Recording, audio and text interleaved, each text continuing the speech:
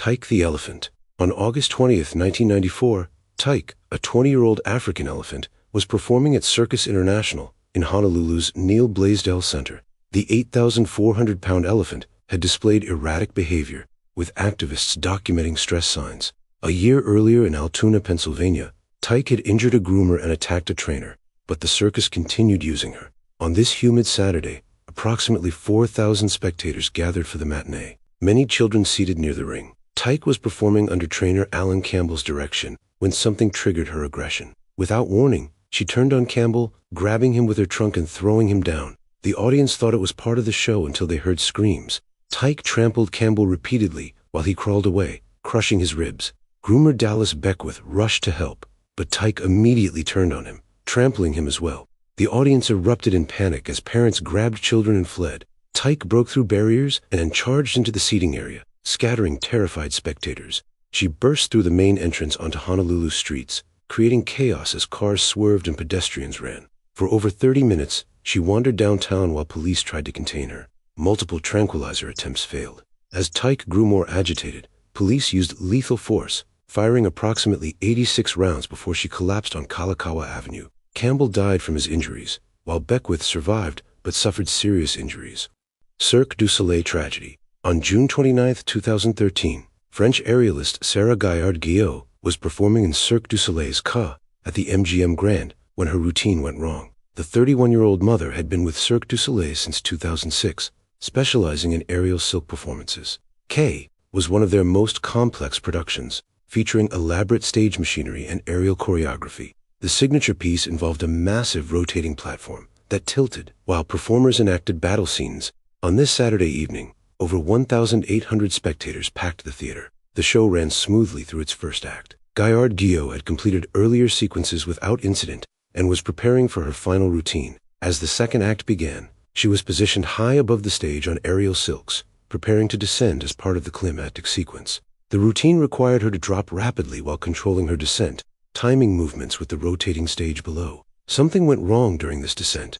Instead of the controlled drop audiences had seen previously, Gaillard-Guillot fell freely from approximately 94 feet. A wire rope had jumped the sheave and was severed, leaving her with no protection. She struck the edge of the moving platform with tremendous force before falling into the orchestra pit. The impact echoed throughout the theater. The show stopped immediately as crew members rushed to assist while medical personnel were summoned. She was pronounced dead that night from her injuries.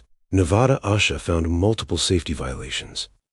Walenda Pyramid Tragedy. On January 30th, 1962, the Flying Valendas were performing their signature 7-person pyramid act at Detroit's State Fair Coliseum. The world's most famous high-wire family had performed death-defying stunts for generations. Their most spectacular act involved 7 members arranged in a 3-level pyramid while crossing a high wire without safety nets, requiring absolute precision. Carl Walenda had developed this routine over years, with each member trained from childhood. On this winter evening, over 7,000 spectators packed the Coliseum to witness one of the most dangerous circus acts ever performed. The Walendas performed without nets, believing they made acts less authentic. The family took positions on the wire at approximately 35 feet above the floor. The complex formation included multiple members at different levels, with the bottom tier supporting those above. As the human pyramid began crossing the wire, something went wrong with the formation's balance. One performer in front began to wobble and lose footing. His loss of balance created a chain reaction that destabilized the entire structure, as the interconnected nature meant one mistake affected everyone. Within seconds, the formation collapsed, sending all 7 performers plummeting toward the concrete floor. The impact was devastating, with multiple members striking the surface with tremendous force. Richard Faunin and Dieter Schepp died from their injuries, while Mario Valenda was paralyzed from the waist down. The other members survived, but sustained serious injuries. The tragedy marked the end of the Walendas' pyramid act. Lion Tamer Tragedy. On January 3, 1872, Thomas McCarthy, performing as Masardi, was working as a lion tamer with Pablo Fonke's Circus Royal in Bolton, England. McCarthy was one of the featured animal trainers, specializing in working with large cats when safety protocols were primitive. Wild animal acts were popular in Victorian England, drawing crowds eager to see humans demonstrate mastery over predators. However, training methods were harsh and safety measures inadequate. Pablo Fonke's Circus Royal was one of England's most successful traveling circuses, and McCart's Lion Act was a primary attraction. The performance involved the trainer entering a cage with multiple lions, putting them through routines to demonstrate obedience and the trainer's courage. On this cold January evening in Bolton, hundreds of spectators gathered for the circus performance, including McCarty's Lion Act. The show proceeded normally until McCarty entered the lion cage for his featured performance. Something went wrong during the routine that proved fatal. Whether due to miscalculation, aggressive animal behavior, or the unpredictable nature of working with wild predators, the situation turned deadly. One or more lions attacked McCarty while he performed his routine, overpowering him before other personnel could intervene. Despite immediate efforts to drive the animals away and provide medical assistance, McCarty sustained fatal injuries. The attack highlighted extreme dangers faced by animal trainers when safety equipment and emergency protocols were underdeveloped. His death became one of the documented cases that eventually led to improved safety measures for circus animal acts. Carl Wallenda tragedy. On March 22, 1978, Carl Wallenda, the 73-year-old Flying Wallenda's patriarch, was attempting a high-wire walk between two hotel towers in San Juan, Puerto Rico. Despite his age, Wallenda remained determined to continue performing death-defying stunts that made his family internationally famous. This walk was intended to span 750 feet between Condado Plaza Hotel towers at 121 feet above the street, with no safety net.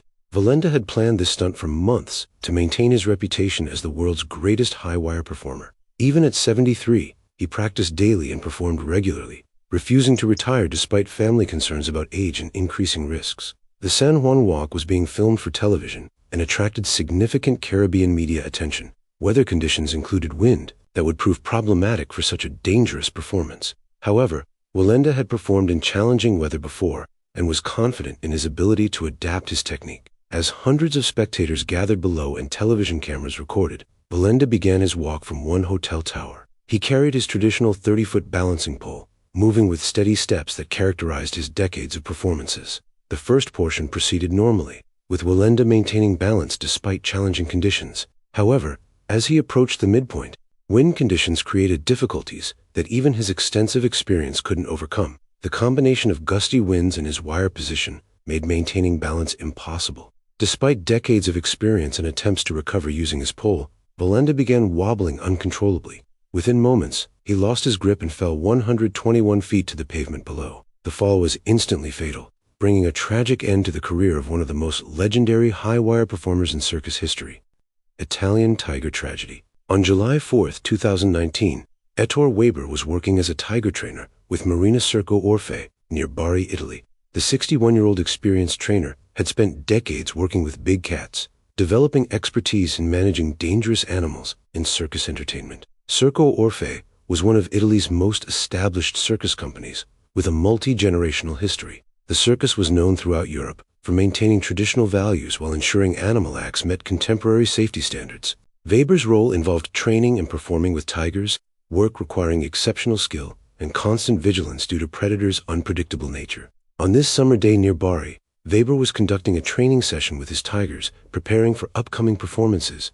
Training sessions were held away from public view, allowing trainers to work with animals in controlled environments, focused on conditioning without audience distractions. These sessions were routine but dangerous, involving the same close contact with powerful predators that made public performances risky. The specific circumstances of what went wrong highlight inherent dangers of working with wild animals, even for experienced professionals. Whether due to miscommunication between trainer and animal, unexpected triggers causing aggressive behavior, or simply unpredictable predator nature, the situation turned deadly without warning. Weber was attacked by his own tigers during the training session, suffering immediately fatal injuries. Despite other circus personnel attempting to intervene, the attack was too severe and happened too quickly for effective rescue. The incident shocked the circus community and animal welfare advocates, highlighting ongoing risks faced by those working closely with wild animals in entertainment settings.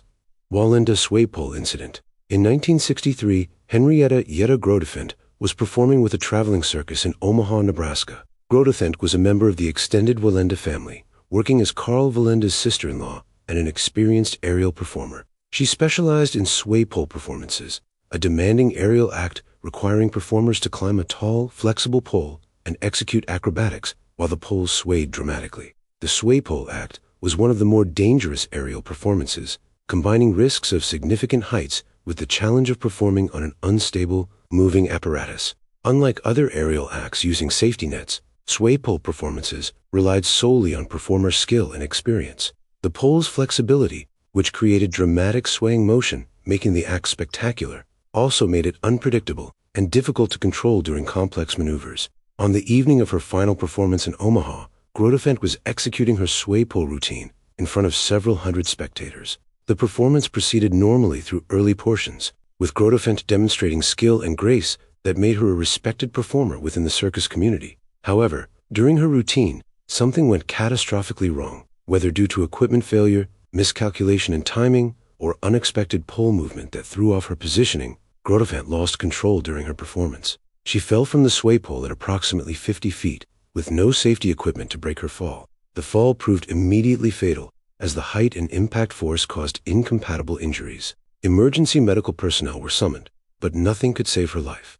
Circus Knox incident. On June 19, 1984, Circus Knox, Switzerland's national circus, was conducting morning training activities in Bad Gastein, Austria, when tragedy struck during routine animal care. The renowned company, entertaining European audiences since 1919, was known continent-wide for high production values and extensive animal menageries.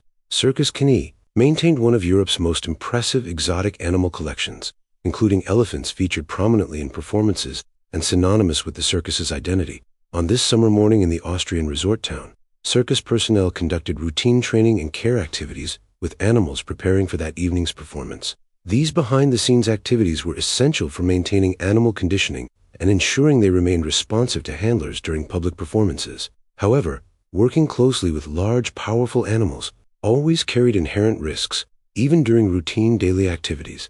The tragedy involved Madura, one of the circus's elephants, and her keeper during what should have been routine training. The specific circumstances triggering the deadly incident remain unclear, but the elephant suddenly became aggressive toward her handler without apparent warning. Whether due to stress, illness, confusion, or unpredictable behavior occurring with wild animals in captivity, Madura attacked and killed her keeper during the training session. The attack happened quickly, with such force that other circus personnel couldn't intervene effectively to save the keeper's life. The incident shocked the circus community and Bad Gastein's local population, as Circus Knox had built its reputation over decades on professional animal handling. Following the keeper's death, local authorities decided the elephant had to be put down, and Madura was shot 2 days after the fatal attack. If you'd like to see more stories like this, make sure to subscribe and feel free to drop suggestions for the next video in the comments.